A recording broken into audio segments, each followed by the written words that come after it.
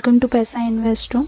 आज हम NISM series 8 equity derivative course start करने वाले हैं। आज ये एक इंट्रोडक्शन पार्ट है कि NISM series 8 equity derivative exam क्या होती है, क्यों आपको देनी चाहिए, इसके बेनिफिट्स क्या हैं, तो ऑल दीज थिंग्स के बारे में हम बात करेंगे। बट अगर आप चैनल पर नए हैं और आपने अभी तक मेरा चैनल सब्सक्राइब नहीं किया है तो प्लीज़ सब्सक्राइब बटन को क्लिक करें एंड बेल आइकन को प्रेस करें ताकि मैं जब भी नए वीडियोस अपलोड करूं तो आपको उसका नोटिफिकेशन मिल जाए। ओके, स्टार्ट करते हैं NISM series 8 equity derivative exam details. Fine, ये एग्ज़ाम एक्चुअल क्या है ना कि एक मिनिमम रिक्वायरमेंट है। अगर आप ट्रेडिंग मेंबर के पास काम करना चाहते हैं तो ट्रेडिंग मेंबर कौन, ब्रोकर्स, राइट। जो ब्रोकर्स होते हैं, ठीक है, उनके पास अगर आप इक्विटी डेरिवेटिव डीलर की तरह काम करना चाहते हैं तो ये मिनिमम रिक्वायरमेंट है कि आपके पास में सीरीज 8 इक्विटी डेरिवेटिव सर्टिफिकेट होना चाहिए। अगर आपके पास में ये सर्टिफिकेट नहीं होगा तो आप उनके पास जॉब नहीं कर सकते हैं। It's good for freshers also कि अगर फ्रेशर्स ये सर्टिफिकेट कर लेते हैं, ये सर्टिफिकेशन कोर्स कंप्लीट कर लेते हैं, एग्ज़ाम क्लियर कर देते हैं तो उनको इजीली जॉब मिलने के चांसेस हैं। सेकंड, ये इक्विटी डेरिवेटिव सर्टिफिकेट आपको क्या प्रोवाइड करता है, तो आपको ये एक बेटर अंडरस्टैंडिंग प्रोवाइड करता है about derivatives products, equity derivative market, उससे रिलेटेड रेगुलेशन, उससे रिलेटेड रिस्क एसोसिएट और जो कंप्लीट मैकेनिज्म होता है stock exchange, clearing member, settlement और ब्रोकर के बीच का, तो ये पूरा आपको अंडरस्टैंड प्रोवाइड करता है। आप ऑपरेशनल मैकेनिज्म समझ पाते हो कि किस तरीके से ब्रोकिंग इंडस्ट्री वर्क करती है। ओके, देन आप कहाँ से रजिस्टर कर सकते हो एग्ज़ाम के लिए, तो ये NISM की ऑफिशियल वेबसाइट लिंक है। अगर आप लिंक पे जाएंगे तो आप कर सकते हैं। आप चाहें तो nism.ac.in पे जाके भी चेकआउट कर सकते हैं। आपको कोर्स डिटेल प्लस आपको सर्टिफिकेशंस डिटेल्स प्लस आपको किस तरीके से आपको रजिस्ट्रेशन करना है तो उसका पूरा डिटेल आपको इस वेबसाइट से मिल जाएगा। इफ़ सपोज़ अगर आप चाहते हैं तो आप प्लीज़ मुझे कमेंट सेक्शन में बताइए, तो मैं एक पर्टिकुलर वीडियो इस पे प्रिपेयर करूँगी रजिस्ट्रेशन पे, तो आपको इजी अंडरस्टैंड होगा कि किस तरीके से आप रजिस्ट्रेशन कर सकते हैं। देन एग्ज़ाम के ऑब्जेक्टिव्स क्या हैं। जैसे मैंने आपको पहले बताया कि ये एग्ज़ाम आपको एक बेसिक अंडरस्टैंडिंग प्रोवाइड कर देती है इंडियन इक्विटी डेरिवेटिव मार्केट्स के बारे में। फिर आप ट्रेडिंग स्ट्रेटजीज इसमें आप स्टडी करते हैं जो कि ऑप्शन, फ्यूचर एंड ऑप्शन में यूज़ होती है, ठीक है, in both stocks and indices. Then आपको क्लियर अंडरस्टैंडिंग आती है about the mechanism of clearing, settlement and risk management. अब ये तीनों चीज़ें क्या होती हैं ये हम जो आगे चैप्टर्स जब पढ़ेंगे तो उसमें मैं आपके साथ में डिस्कस करूँगी। तो आपको पूरा एक ऑपरेशनल मैकेनिज्म यहाँ पे पता लग जाता है कि बैक ऑफिस किस तरीके से वर्क करता है, मिडिल ऑफिस किस तरीके से वर्क करता है, फ्रंट ऑफिस किस तरीके से वर्क करता है। तो ये आपको पूरा मैकेनिज्म प्रोवाइड करता है related to derivatives market. Okay, then equity derivative certificate actually एक सीरियसली एक अच्छा सर्टिफिकेट है फॉर फ्रेशर्स। अगर फ्रेशर्स फाइनेंस में या ब्रोकर इंडस्ट्री में एंटर करना चाहते हैं तो इक्विटी डेरिवेटिव सर्टिफिकेट के साथ स्टार्ट करेंगे तो उनको इजीली जॉब्स मिल सकती हैं।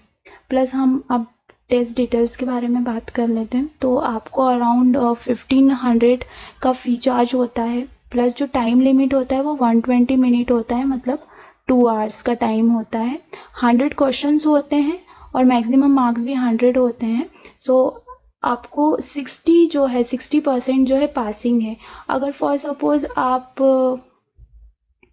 59.75% भी लेके आते हैं तो आप एग्ज़ाम क्लियर नहीं कर पाएंगे। आपको 60% ही लेके आना पड़ेगा। प्लस इसमें नेगेटिव मार्किंग होती है। Negative marking is there.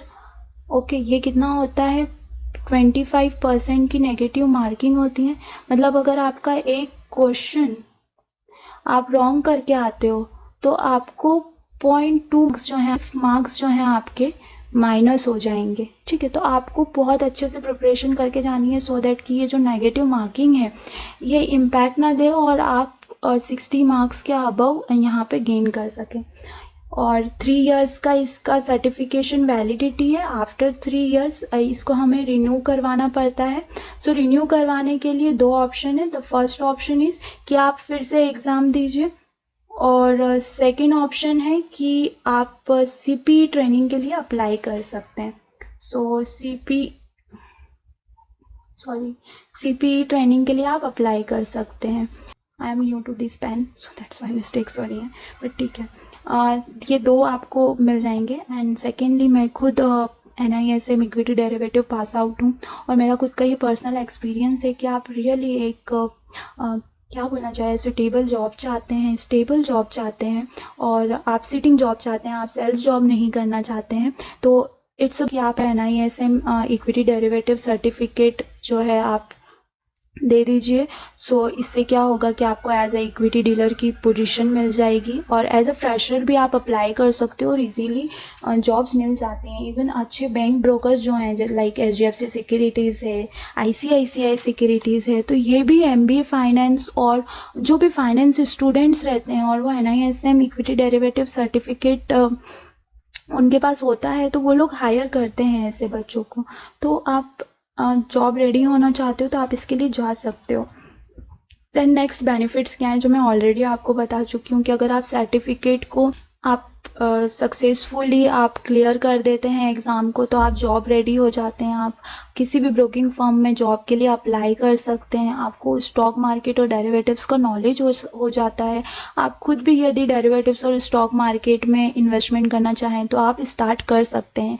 Even non finance students भी जो हैं, अगर वो भी फाइनेंस में एंटर करना चाहते हैं या फिर ब्रोकिंग फर्म में जॉब करना चाहते हैं या उनको स्टॉक मार्केट में इंटरेस्ट है, तो वो ये सर्टिफिकेट करके और आप जॉब के लिए अप्लाई कर सकते हैं। Because I am also a engineer, और मैंने इंजीनियरिंग के बाद में ये NISM सर्टिफिकेट का एग्ज़ाम दिया है, एंड विथ 80% मैंने इसको क्लियर करा है। तो मुझे बहुत अच्छा एक्सपीरियंस है। प्लस इवन मुझे 4 इयर्स हो गए हैं ब्रोकिंग इंडस्ट्री में वर्क करते करते, मुझे पता है कि इस एग्ज़ाम को किस तरीके से क्लियर करना है, और मैं चाहती हूँ कि मैं आप सबको भी बताऊँ कि इस एग्ज़ाम को किस तरीके से इजीली क्लियर किया जा सकता है। क्योंकि मैक्सिमम टाइम क्या होता है ना कि लोग विदाउट प्रिपरेशन चले जाते हैं, बेसिक पढ़ के चले जाते हैं और उनका फर्स्ट अटैम्प्ट में एग्ज़ाम नहीं निकलता, और ये 90% लोगों के साथ होता है।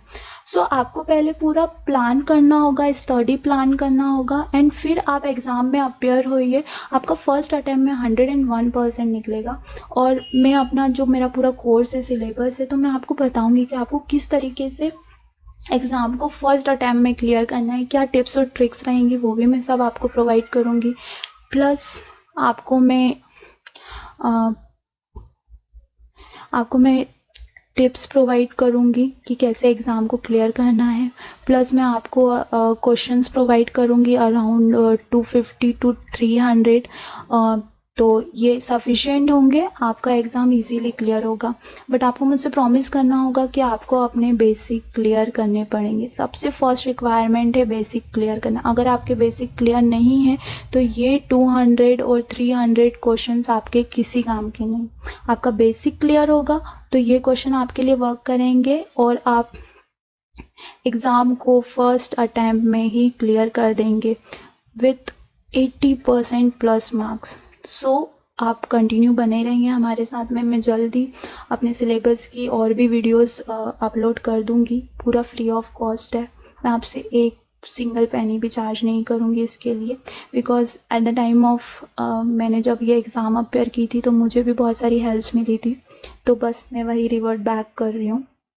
सो आपको सब कुछ फ्री में मिलेगा, कुछ भी आपको चार्ज करने की ज़रूरत नहीं है। ऐसा नहीं होगा कि मैं 3 चैप्टर के वीडियो डाल के और 4 चैप्टर के लिए आपको बोलूँगी कि आप मेरी वेबसाइट पर जाइए एंड पे कीजिए एंड देन आपको आगे का सिलेबस नहीं।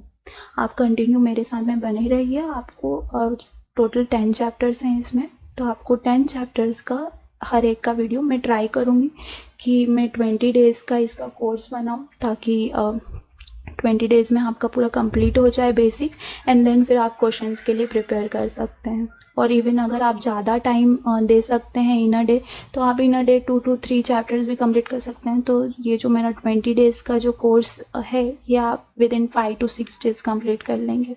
बट आपको यही है कि आपको कंटिन्यू बने रहना पड़ेगा मेरे चैनल पे। Okay, so thank you for watching. अगर आपको मेरा वीडियो अच्छा लगा हो तो प्लीज़ इसे लाइक करें और चैनल को सब्सक्राइब करें। तो थैंक यू फॉर वॉचिंग।